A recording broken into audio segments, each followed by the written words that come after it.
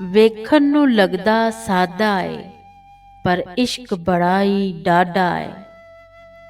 ਵੇਖਣ ਨੂੰ ਲੱਗਦਾ ਸਾਦਾ ਏ, ਪਰ ਇਸ਼ਕ ਬੜਾ ਈ ਡਾਢਾ ਏ। ਜਿਹੜੀ ਇਸ਼ਕ ਦੀ ਖੇਡ ਰਚਾਈ ਏ, ਇਹ ਮੇਰੀ ਸਮਝ ਨਾ ਆਈ ਏ। ਵੇਖਣ ਨੂੰ ਲੱਗਦਾ ਸਾਦਾ ਏ, ਇਹ ਇਸ਼ਕ ਬੜਾ ਈ ਡਾਢਾ ਏ। ਇਹ ਡਾਢਾ ਇਸ਼ਕ ਨਚਾ ਦੇਵੇ, ਪੈਰਾਂ ਵਿੱਚ ਛਾਲੇ ਪਾ ਦੇਵੇ। ਅਰਸ਼ਾਂ ਦੀ ਸੈਰ ਕਰਾ ਦੇਵੇ, ਇਹ ਰੱਬ ਦੇ ਨਾਲ ਮਿਲਾ ਦੇਵੇ। ਚੁੱਪ ਰਹਿ ਕੇ ਬੰਦਾ ਤਰ ਜਾਂਦਾ, ਜੇ ਬੋਲੇ ਸੂਲੀ ਚੜ ਜਾਂਦਾ। ਜਿਹੜਾ ਇਸ਼ਕ ਸਮੁੰਦਰ ਰੁੜ ਜਾਂਦਾ, ਉਹ ਜੀਂਦਾ ਵਸਦਾ ਮਰ ਜਾਂਦਾ।